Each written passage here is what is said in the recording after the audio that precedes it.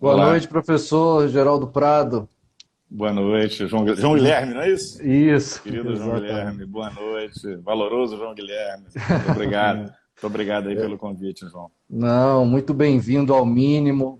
Uma alegria enorme contarmos com a presença do senhor aqui hoje. Mais uma noite em que o Mínimo se orgulha de ter tantas profissionais e tantos profissionais que abraçam esse projeto que Marcos, Vinícius e eu tentamos desenvolver aqui no Espírito Santo. E com certeza hoje é mais um dia especial, porque podemos contar com um dos nomes mais ilustres do processo penal hoje, a nível de Brasil e a nível de mundo. E quem não se deparou com uma obra do professor Geraldo, um artigo, um folhetim ou qualquer palavra dele durante a graduação, não fez um devido processo penal. Eu sempre comento isso com os alunos, é a leitura obrigatória nas disciplinas que eu leciono, que Marcos leciona, de tantos livros, de tanto conhecimento, pareceres jurídicos que estão aí à disposição para cada vez mais repensarmos o processo penal. Mas para quem ainda não conhece, o professor Geraldo Prado é professor da UFRJ e advogado criminalista, como ele mesmo gosta de se identificar. Professor, muitíssimo obrigado e tem toda a palavra com o tema Obrigado. proposto, medidas cautelares no processo penal. Eu queria também cumprimentar o Marcos Vinícius, que eu vi que ele também já entrou aí. Sim. Agradecer as suas palavras de carinho, muito generosas, extremamente generosas também, a manifestação generosa de várias das pessoas que estão nos acompanhando agora, cumprimentar todas e todos, dizer que é um prazer muito grande ser um colaborador desse projeto que você, João, e o Marcos coordenam aí no Espírito Santo, que é muito importante para a democratização do acesso às carreiras jurídicas, e que a gente possa ter expressão efetiva da nossa brasilidade em todas as carreiras jurídicas, que elas não sejam um destino apenas da elite brasileira. Isso eu me sinto muito feliz, fico muito orgulhoso de ter recebido esse teu convite do Marcos. Muito obrigado mesmo, de coração. Saiba que é muito de coração. Agora, vamos então começar a falar do nosso tema, que é um tema tradicional no direito processual penal, as medidas cautelares pessoais. É um tema tradicional, mas nem por isso significa que tudo que necessita ser dito a respeito do assunto já tenha sido dito. Sinceramente, não. E isso fica muito claro pelo fenômeno que inicialmente entre nós foi detectado pelo nosso querido mestre e professor Nilo Batista, e que ele designou na esteira de outras tantas cabeças pensantes de grande encarceramento. Um profundo processo de encarceramento se espalhou pelo mundo, mas na América Latina ele é sentido de forma especial, ele é mais expressivo, ele é mais significativo, e, e a partir do giro que se dá em 1989, com a queda do Muro de Berlim, o final da polarização e a expansão do neoliberalismo, um tanto sem amarras, e a globalização como um todo, a globalização nos seus diversos aspectos, econômico, social, cultural e etc. A democracia passou a ser uma palavra muito doce. Então, de 1989 em diante, ser democrata era ser.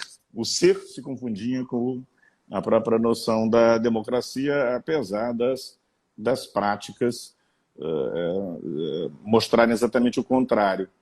E isso teve uma influência séria no que toca à aplicação das penas, já ao longo de todo o século XX, mas principalmente do final dos anos 60 em diante, correntes criminológicas na Europa, nos Estados Unidos, na América Latina, bateram forte no caráter meramente retórico, ilusório da pena privativa de liberdade. Então, a pena privativa de liberdade esteve ali como um alvo do movimento, de vários movimentos doutrinários importantes, de iniciativas legislativas também bastante significativas, de iniciativas de entidades supranacionais também. E quando a gente chega nesse momento ali de 1989, em que a democracia, como uma espécie de chave de leitura da civilização, a partir do final da polarização Estados Unidos e União Soviética, queda do muro e etc., a democracia passa a ser ali a etiqueta fundamental das sociedades. Você vem com essa crítica forte já de 30, 40 anos sobre a pena privativa de liberdade. E aí, paralelamente a isso, a expansão do neoliberalismo, o mercado tomando conta das relações, uma globalização extremamente desigual, e que o processo de decolonização ele sofre um impacto, porque a hegemonia do pensamento norte-americano, da cultura norte-americana, ela vai carregar isso. Se tem o valor positivo da democracia, tem outros tantos valores, por exemplo, né, o individualismo possessivo, a noção de que as pessoas concorrem entre si em todas as dimensões da vida. Isso tudo também vem junto ali nos anos 90.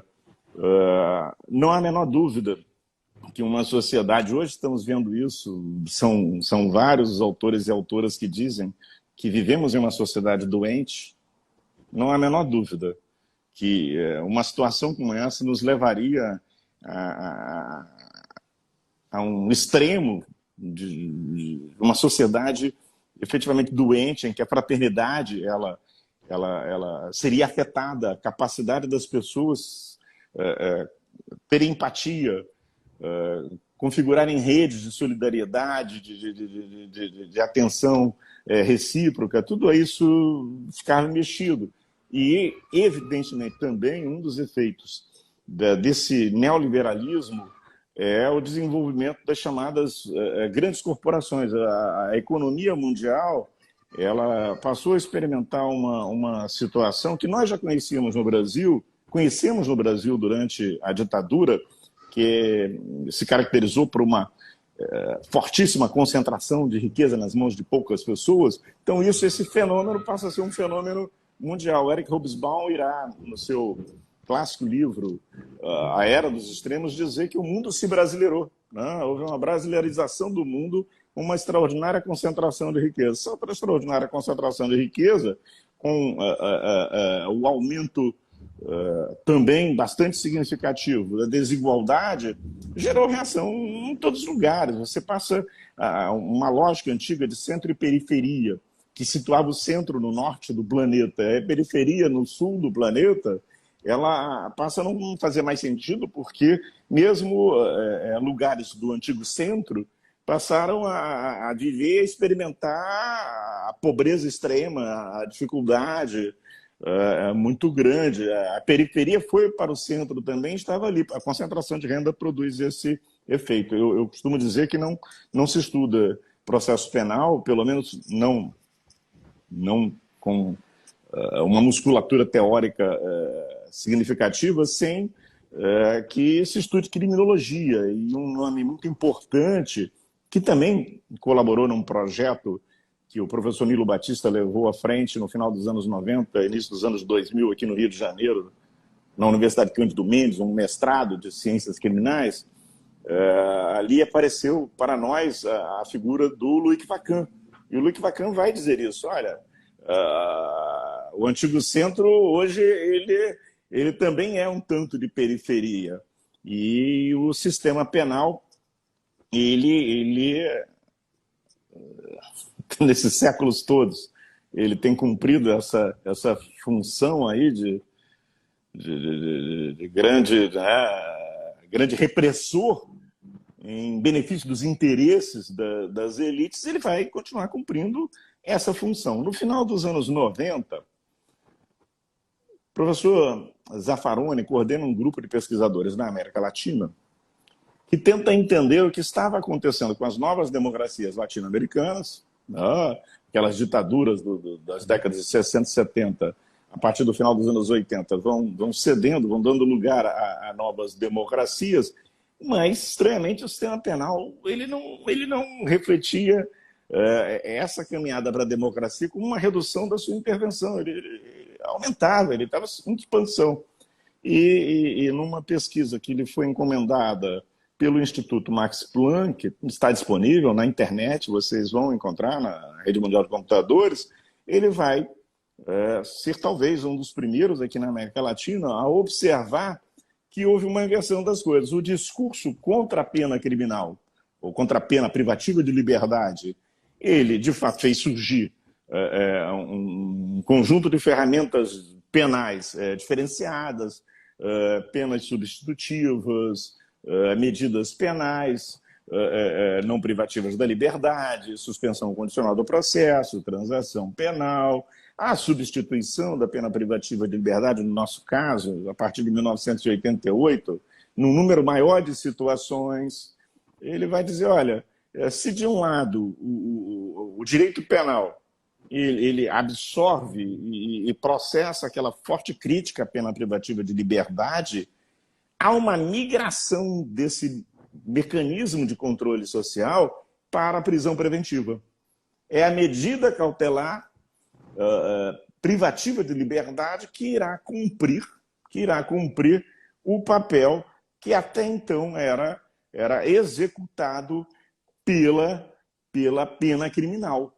No lugar da pena criminal, nós passamos a ter uma pena processual penal, uma pena que é uma medida cautelar.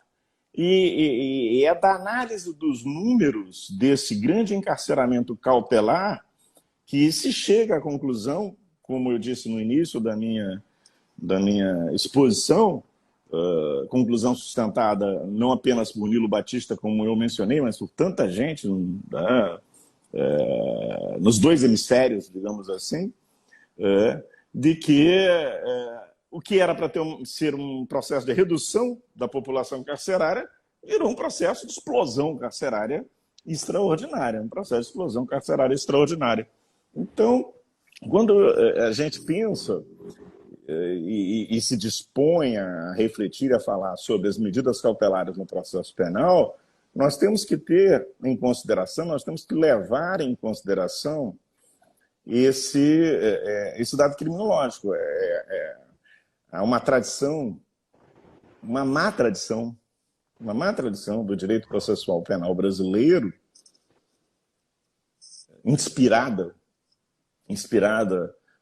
numa forma de enxergar o fenômeno jurídico a partir de uma autonomia do fenômeno jurídico que ele não detém, uma forma de estudar o direito e estudar o direito processual penal. Eu vou falar da disciplina, que é a disciplina que eu leciono, a disciplina que eu estudo há mais de 3 décadas, uma forma de estudar o direito processual penal desligado do mundo da vida, absolutamente desligado do mundo da vida.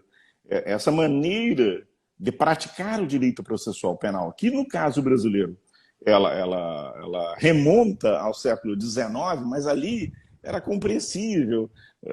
A própria noção de direito processual penal não estava clara. Você tinha ali um direito judiciário, o direito material tinha uma força, mas tinha também a escravidão. Você tinha também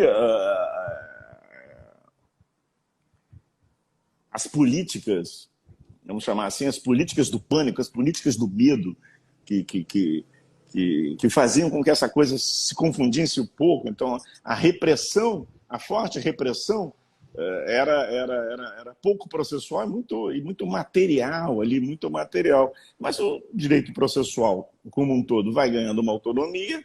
O direito processual penal, a partir de um certo momento, ali, anos 30 do século passado, também vai buscar a sua autonomia, mas busca autonomia da forma errada, busca autonomia sem dialogar com o concreto político da vida social que se revelava um inquérito policial extremamente repressivo, controlador, com um discurso de apuração das infrações penais, de busca da verdade, que tinha muito pouco de busca da verdade, muito pouco de compromisso com o esclarecimento dos fatos, e muito, intensamente, não apenas naqueles casos mais evidentes da aplicação da Lei de Segurança Nacional, da aplicação das leis especiais na ditadura do Estado Novo, depois na ditadura empresarial militar de 64 em diante, após o AI-5,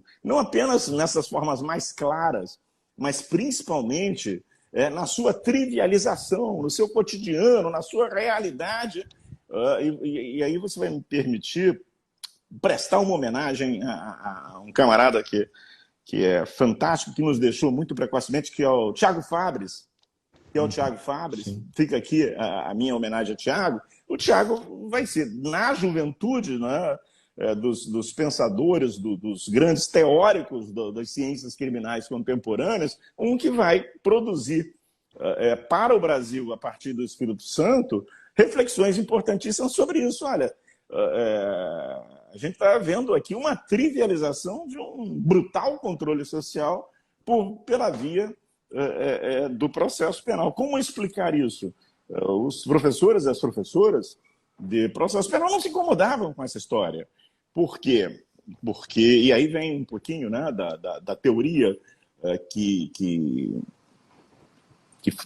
foi hegemônica durante muito tempo, uma teoria das cautelares inspirada nas cautelares do processo civil, porque Calamandrei dizia, olha só, o que caracteriza uma medida cautelar é o somatório de 4 elementos. Uma medida cautelar, ela é cautelar se ela for preventiva em sentido estrito, portanto, se a medida tiver por objetivo prevenir um dano de natureza processual, se ela for acessória, portanto, uma cautelar, ela não teria vida própria, se ela fosse provisória, não tendo vida própria, ela teria que resolver o problema detectado lá no espaço da preventividade, resolvido o problema cautelar que entrava para resolver esse problema teria que sair. E nesse contexto todo, a famosa expressão do Calamandrei da bi-instrumentalidade, da instrumentalidade ao quadrado, ela seria um instrumento a serviço do instrumento. Então, Calamandrei, ele vai refletir lá nos anos 40, início dos anos 50, sobre o processo civil italiano, usando essas ferramentas todas, e os nossos processualistas penais vão incorporar isso e vão dizer, olha, as medidas cautelares, e a prisão preventiva é uma medida cautelar, elas têm que ser preventivas em sentido estrito, elas não podem prevenir um dano de direito material, elas não servem para evitar que alguém cometa crimes, isso é outra coisa. Elas devem evitar que as provas sejam destruídas, elas devem evitar que o investigado se coloque distante da justiça, inalcançável pela justiça, prejudicando uma virtual, uma futura execução penal. Ela deve ser acessória, não existe uma cautelar pela cautelar. Se não tiver uma acusação penal na sequência, aquela cautelar deve desaparecer. Ela é provisória. Se há uma atitude do investigado ou do acusado que coloca em risco a prova ou coloca em risco a aplicação da lei penal, se essa atitude for controlada,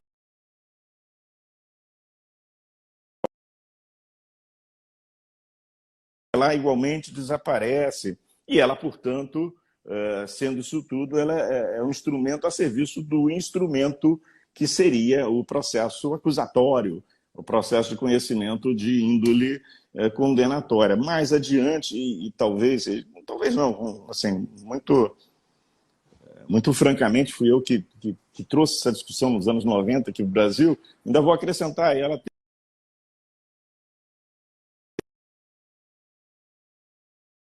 citações dos professores espanhóis, eu vim dizer, olha, o bem da vida que você sacrifica com uma medida cautelar, ele não pode ser diferente daquele bem da vida que o sujeito perderia se viesse a ser condenado no processo principal. Se viesse a ser condenado no processo principal, ele pode sofrer uma pena de prisão? Não, porque é caso de substituição de pena. Não, porque não há previsão de prisão para esses casos. Não, por uma série de outras razões. Se ele não pode perder a liberdade em definitivo, se vier a sofrer uma sentença desfavorável, ele não pode perder essa liberdade, essa mesma liberdade, ser privado do mesmo bem da vida em caráter provisório, porque seria aí algo extremamente arbitrário. Mas todo esse discurso que foi... Está vazando um áudio aí. Todo esse discurso, que foi um discurso muito fortemente centrado no pensamento da cautelaridade do processo civil, ele terminou se prestando a um outro fim. Terminou se prestando a um outro fim. Alô? Você está me ouvindo, João? Professor? Alô, João, você está me ouvindo? Eu estou te ouvindo. Não estou ouvindo. Eu não sei se os demais estão ouvindo. Eu te ouço agora. Está me ouvindo, João? Não sei se o professor me ouve. O professor me ouve? Eu ouço você bem. Eu ouço você bem, João. Creio que o público está ouvindo, porque o Marcos e a Maiara aqui fizeram um sinal que estão ouvindo. Eu vou prosseguir, então, professor, Marcos. se estão ouvindo o senhor, eu fico satisfeito, eu vou ligar aqui no outro mecanismo. Mas tá ótimo, então vou seguindo, não há problema. Então vamos seguir. Essa discussão toda, essa maneira de tratar as cautelares, ela encobria uma realidade de um encarceramento em massa pela via da prisão preventiva e depois de 1989, reforçada pela prisão temporária, e isso é interessante, seria engraçado se não fosse trágico, essa maneira de tratar. Porque essa maneira de tratar as cautelares,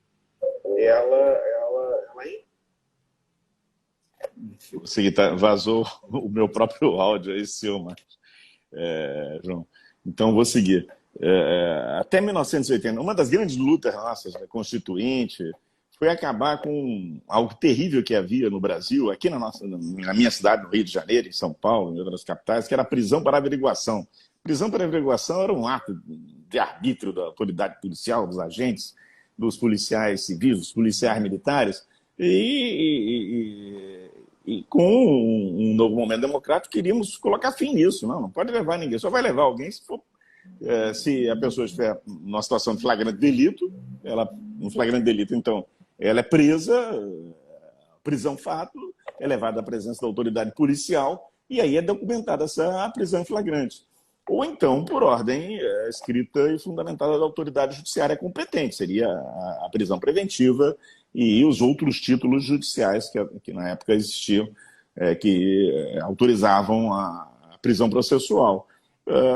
Então, a reação forte ali, 1988, 1989, nos âmbitos corporativos contra essas garantias e, finalmente, uma medida provisória acaba surgindo ainda no governo Sarney, ele é convertido em lei, vem a ser a Lei 7.960, de 1989, e traz para nós a prisão temporária, que vem fazer, às vezes, da famosa prisão por averiguação. Então, a gente vai encontrar no mundo concreto a prisão temporária e a prisão preventiva para garantia da ordem pública, que está disciplinada no artigo 312 do Código do Processo Penal. Nós vamos encontrar esses dois modelos de encarceramento como mecanismos que vão substituir a antiga prisão por averiguação, uma prisão praticada arbitrariamente contra as pessoas, e vão substituir para a prisão-pena. Se a pena criminal, a pena privativa de liberdade, ela é atacada por um lado, há um outro valor que começa a ser cultivado no âmbito social e que vai fazer muito sucesso, que é o valor da segurança, ou melhor, se jogava com a ideia da insegurança. As pessoas estavam inseguras, era preciso dar a elas segurança no seu cotidiano, na sua vida, segurança patrimonial, segurança da sua integridade física, segurança da sua própria existência. E a prisão para a garantia da ordem pública veio a ser a prisão da segurança. A prisão da segurança, a prisão preventiva para a garantia da ordem pública. O que se constata aí, nesse giro aqui no Brasil, é exatamente essa história. Você tem uma realidade de expansão extraordinária, particularmente a partir de 1990, quando entra em vigor a Lei dos Crimes Hediondos, a Lei 8.072, você tem o início do processo de expansão que ainda não terminou. E apesar de todos os nossos esforços, apesar das inúmeras modificações legislativas ao longo dos anos 90, na primeira década deste século, agora novamente, em 2011, em 2019, com a Lei 13.964, esse processo de expansão do encarceramento de natureza cautelar, de pseudo-cautelar, ele não estagnou, ele não sequer está no platô. Né? Usando aqui, fazendo um jogo com a situação da pandemia, nós estamos em ascensão ainda nesse processo, que é um processo muito grave de aprisionamento de brasileiros e brasileiras, um aprisionamento que é racista, que é classista, que a título de garantir a segurança a segurança não garante a segurança de ninguém, nem mesmo dessas elites, desses setores menores da população, e intensifica o processo de conflito social. A nossa doutrina continua ali, preocupada em dizer como deve ser a prisão preventiva. A polícia, o Poder Judiciário e o Ministério Público seguiram a sua vida com a maior tranquilidade do mundo, realizando esse controle social repressivo por meio de um instrumento brutal, que é a prisão pseudo-cautelar, a prisão com essas características, e nesse estado fomos desafiados, e creio que talvez tenha sido a grande virtude, a democracia permite isso, né? A democracia permite isso. A partir de meados dos anos 90, um novo corpo de professores e professoras de processo penal começa a se formar. Professores e professoras, eu mencionei o Thiago Fabres, fiz aqui a minha particular homenagem ao Thiago, e eu diria professores e professoras que são professores e professoras de processo penal com formação criminológica, com experiência em pesquisa de campo, com uma boa base de ciência política, com conhecimento de história, com compromissos decolonialistas, com uma disposição de romper com um discurso jurídico alienado. Então, a gente passa a ter uma crítica processual penal. Eu também penso que é uma obrigação minha, como professor de processo penal, fazer justiça e dizer que um dos primeiros a criticarem duramente esse modelo foi o professor Aurir Lopes Júnior, da PUC do Rio Grande do Sul. Ele faz a crítica ao caráter nefasto, ao caráter extremamente perverso da migração dos conceitos da cautelaridade do processo civil para o processo penal, e ali ele vai fazer escola. Nós temos o Ricardo Jacobsen Glockner, temos a Fernanda Osório, Camila Hertz, tem tanta gente, né? Lá no Rio Grande do Sul. Mas agora aqui comigo, meu queridíssimo irmão Salo de Carvalho, Amari Deiga. Né? Então, se começa a ter uma reflexão sobre o processo penal, dizendo o seguinte: olha, tem um processo penal do dever ser, e tem que ser, o direito é dever ser, mas tem o direito da prática social, e há que se fazer um encontro entre uma coisa e outra para que o direito possa oferecer critérios seguros de crítica e de repressão de condutas que sejam violadoras das normas. Então, o direito não pode ser pensado para uma vida que não existe, para um mundo que não existe, ele tem que ser pensado para a realidade, e a realidade é sempre uma realidade histórica, é sempre uma realidade determinada, geográfica, espacialmente e num determinado tempo, né? E visto dessa maneira, recategorizar as coisas.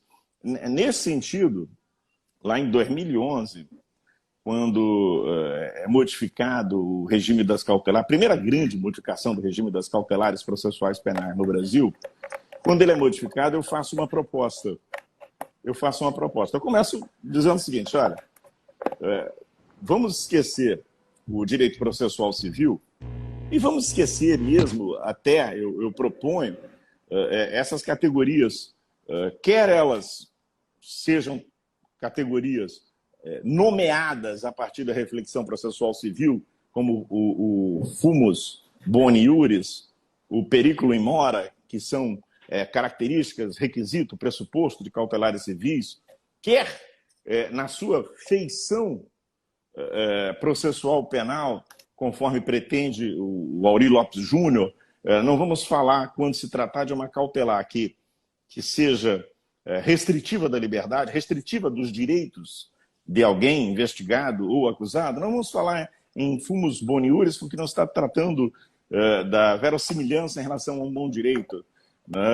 Vamos falar do fumus comissi delicti, da verossimilhança da prática de uma infração penal. Então vamos chamar isso de fumus comissi delicti. Não vamos falar do periculo in mora, porque o que autoriza a decretação de uma prisão não é o risco da demora no processo. O que autoriza a decretação de uma prisão cautelar é o risco que o mau uso da liberdade do investigado ou do acusado pode gerar para a qualidade do processo em si, para a produção da prova e mesmo para a execução da sentença. Vamos chamar de periculum libertatis. Vamos usar essas duas designações. Também aí eu fiz a crítica, falei, nenhuma coisa nem outra.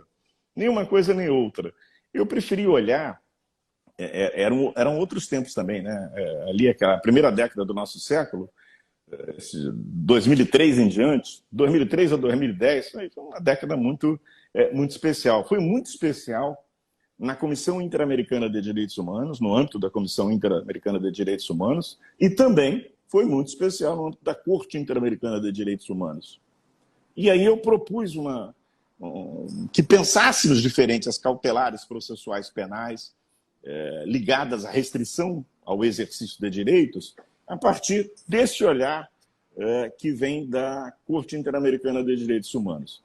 E o que é que a Corte propõe?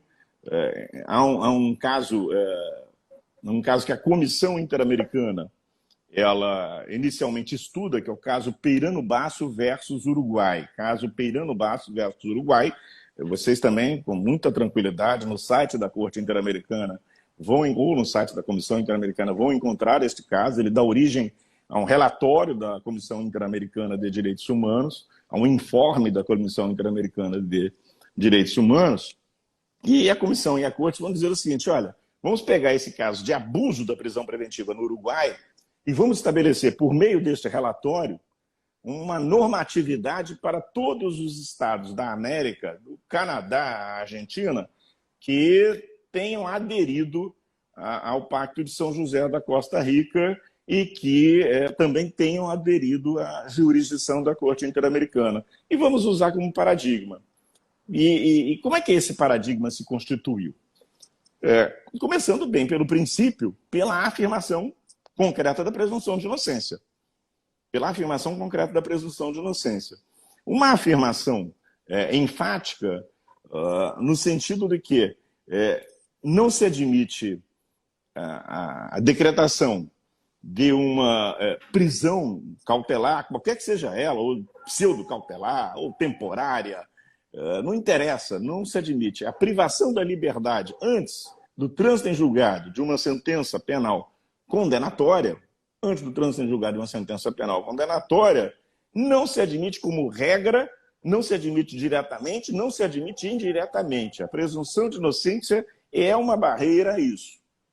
Sendo a presunção de inocência uma barreira a isso, e olha a grande diferença entre o processo civil e o processo penal e os efeitos práticos disso. Sendo a presunção de inocência uma proteção de todas as pessoas contra a privação da sua liberdade, a decisão que eventualmente decretar uma prisão processual, ela terá que ser muito fundamentada. Ela terá que ser fundamentada de forma qualificada. Enquanto na tradição do direito processual, as decisões relativas às cautelares, elas não têm, digamos, a mesma força de fundamentação, não se exige delas a potência de fundamentação e de motivação das sentenças de mérito, dos processos de conhecimento. No caso da cautelar privativa da liberdade, vigorará um princípio de reforço de fundamentação. A fundamentação tem que ser uma fundamentação reforçada, tem que ser uma fundamentação de natureza bastante significativa. Por quê? Porque estará afastando a regra geral da liberdade durante a investigação e da liberdade durante o processo. A regra geral é que o indiciado ele responda à investigação em liberdade, a regra geral é que o acusado responda ao processo em liberdade até que transite em julgado a sentença penal condenatória. Então, isso vai produzir um efeito, deve produzir um efeito no que nós chamamos economia das decisões. Economia das decisões judiciais. No âmbito do estudo das decisões judiciais, a decisão cautelar, a decisão que é de natureza interlocutória, ela passa a ser tão importante em termos de fundamentação, de motivação, quanto a decisão de mérito do processo principal. Quanto à decisão de mérito do processo principal. E ainda, e será assim com uma proibição de argumentação. Proibição ao juiz, claro, isso não pode atingir as partes vão usar os argumentos que entenderem que devem usar. Mas a proibição de argumentação é dirigida ao juiz. Ele não pode argumentar pela restrição da liberdade de qualquer maneira que esta argumentação possa ser remetida a um juízo de mérito, a um juízo de culpa ou de responsabilidade penal daquele indivíduo que está sendo processado. Então, eu tenho ali uma verdadeira proibição de discurso, tem uma interdição do discurso do juiz. O juiz, isso nós chamamos de constrangimento epistêmico. Nós temos um duplo constrangimento, aí, um constrangimento no tocante ao conjunto de elementos que um juiz vai poder considerar para decretar uma prisão. Esse é o primeiro passo. E o segundo, relativamente à forma como ele vai se expressar. Ele é cobrado de uma decisão mais consistente do ponto de vista da fundamentação e é proibido de usar argumentos que remetam o fundamento da prisão a um juízo de responsabilidade penal. Se nós acompanharmos os julgamentos da primeira turma do Supremo Tribunal Federal, por exemplo, ou da quinta turma do Superior Tribunal de Justiça, ou de vários tribunais regionais federais ou tribunais de justiça pelo país, nós veremos que o que eles fazem é justamente o oposto daquilo que determina a Corte Interamericana de Direitos Humanos. É frequente o emprego de argumentos de mérito sobre a responsabilidade penal das pessoas investigadas ou acusadas como fundamento, como motivação para a privação provisória da sua liberdade. E também é frequente a referência a elementos provisórios de prova, a dados probatórios que sequer passaram pelo contraditório para justificar essa mesma privação da liberdade. Então vai na direção oposta. Só que um direito processual penal que seja criminologicamente, ou que esteja criminologicamente orientado, ele vai dizer, olha, essas decisões, não importa se o relator é o ministro Luiz Roberto Barroso, é o ministro Alexandre de Moraes, é o ministro Félix Fischer, é o desembargador fulano ou a desembargadora Beltrana, isso pouco interessa. Essas decisões, à luz do direito, estão erradas. Essas decisões estão erradas. Não é uma questão de opinião. É uma questão de certo ou errado à luz do que é um direito processual penal que seja reverente à Constituição, aos pactos internacionais firmados pelo Brasil. Quem pode dizer isso é a doutrina. Quem pode dizer isso é a doutrina.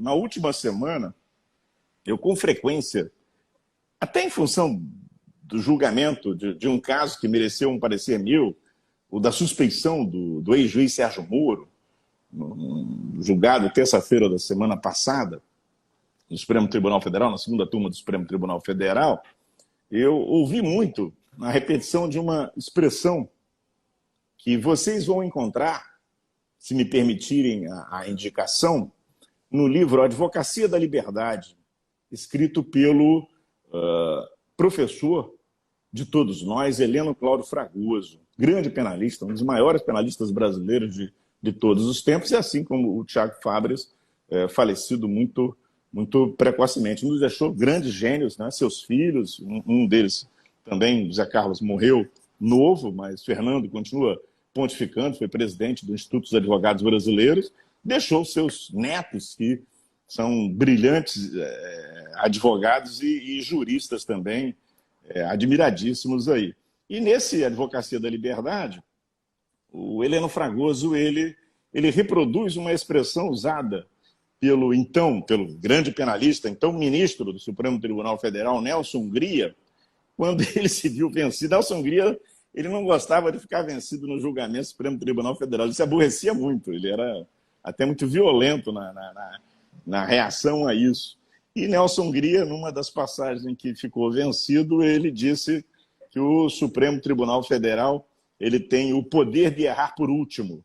Ele tem o poder de errar por último. E aí, na semana passada, essa expressão do Hungria, ela voltou à tona. O Supremo tem o poder de errar por último, etc. E aí vai. E é importante que nós, professores de processo penal, professoras de processo penal, vi a queridíssima Tayara Castelo Branco, lá do Maranhão, acompanhando a nossa live também. Então, grandes professoras de processo penal, digamos uma coisa aos juízes e tribunais de todo o país. Somos nós da doutrina que podemos afirmar que eles acertam ou erram, e não eles. Eles têm um poder de decisão. Isso é outra coisa. Que meu queridíssimo amigo, desembargador Sidney Rosa da Silva, está acompanhando aí também. Fica meu abraço para ele. Então, o papel do tribunal é decidir as causas. O papel do tribunal é decidir as causas. Juízes e tribunais têm um poder de decisão.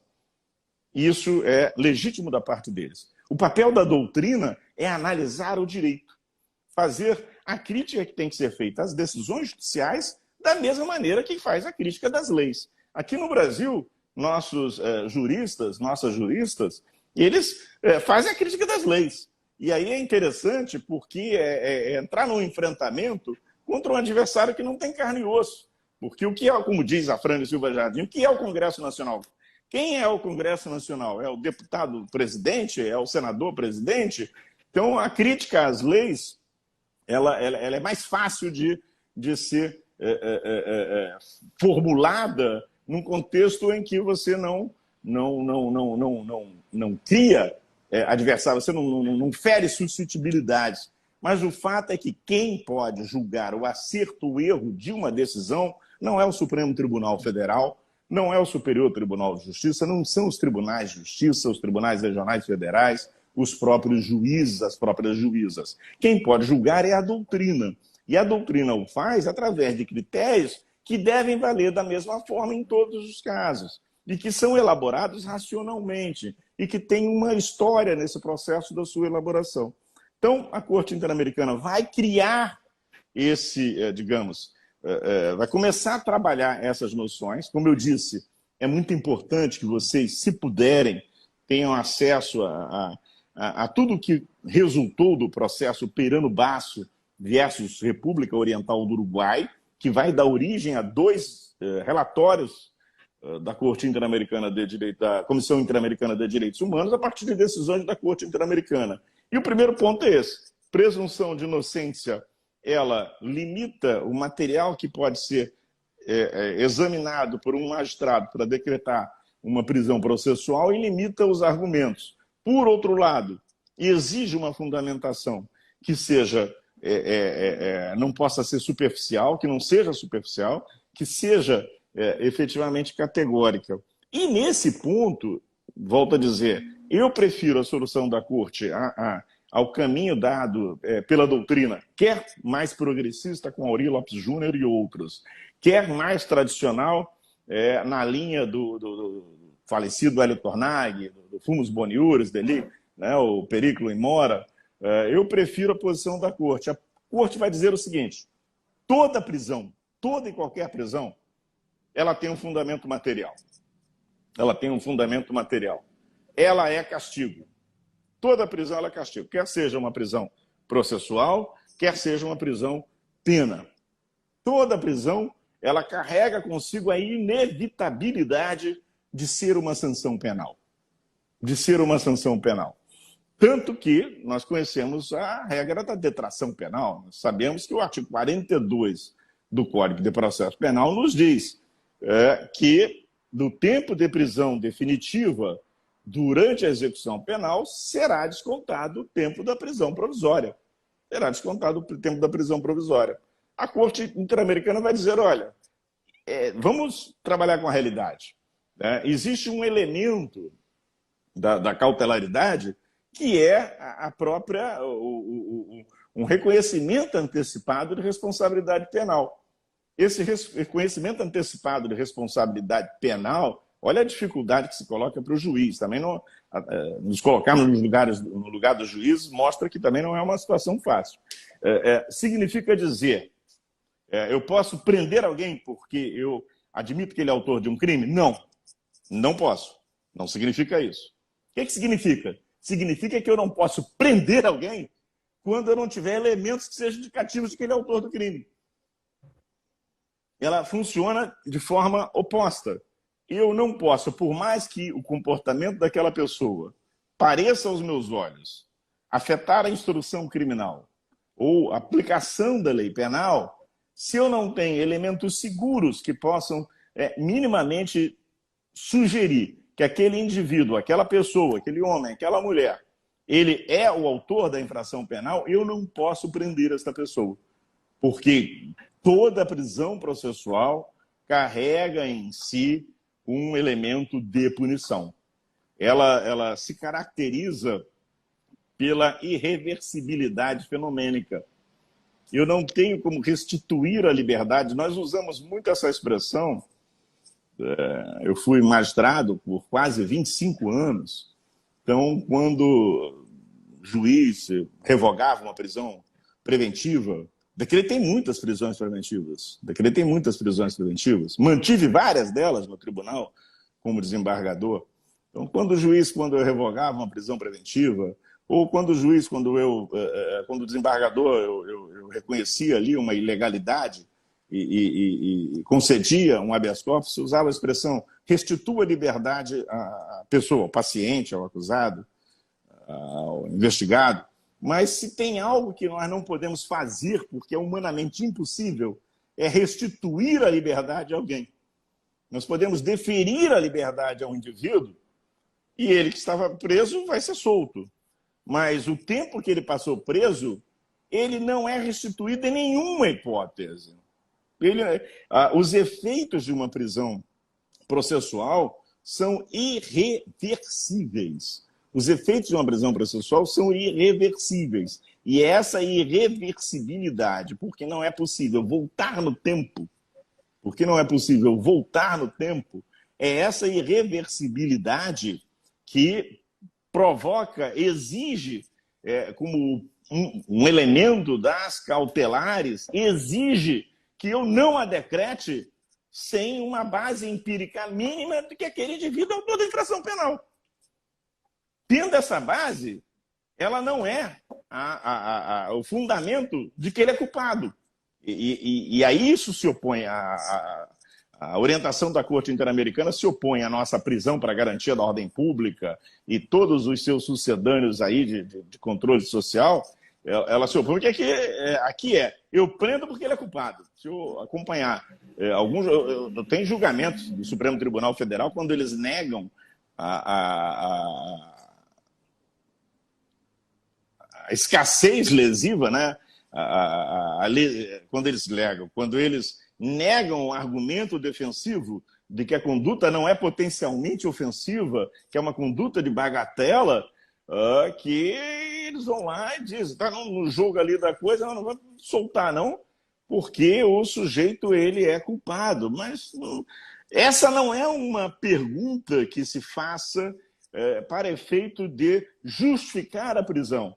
Ela só se faz em caráter provisório para efeito de falar, não tem elemento algum apontando para a autoria desse indivíduo ou para participação desse indivíduo nesse contexto. Então, aí eu não vou nem me perguntar sobre se o comportamento dele coloca em risco a instrução processual penal. Esse é um ponto. E o segundo aspecto, esse aspecto que se conjuga com o primeiro, que é delimitar de forma rigorosíssima o espaço processual que pode sofrer alguma coisa com o mau uso da liberdade da pessoa investigada ou da pessoa acusada. Então, não seria necessário que o artigo 312 do Código de Processo Penal nos dissesse a prisão preventiva deve evitar a destruição de provas, deve ser uma medida adotada contra alguém que, se em liberdade ficar, vai destruir provas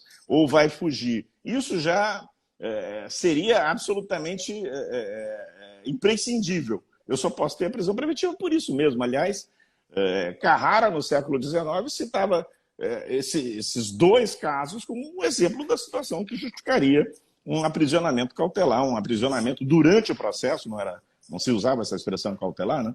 Um aprisionamento durante o processo de alguém, antes de uma condenação, antes de uma sentença.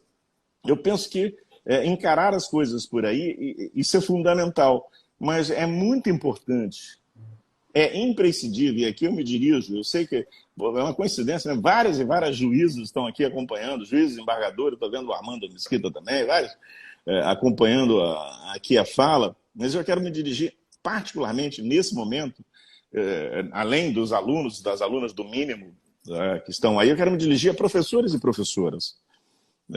Não é possível lecionar sobre prisão processual, sobre medida cautelar, sem uma base criminológica. Sem sem estabelecer uma associação necessária, uma associação que a olho, como diria, né, mais uma vez recorrendo aqui ao Nilo Batista, sem eu precisar das lentes teóricas, do que quer que seja, só de olhar para as cadeias públicas com uma determinada forma de controle social. Se eu tenho um grosso da população carcerária com características que marcadamente são reveladoras de um certo viés, eu não tenho como ficar no discurso puramente num discurso que era o discurso dos irmãos Rocco do início do século XX, um discurso técnico-jurídico. Eu necessito escapar desse discurso técnico-jurídico.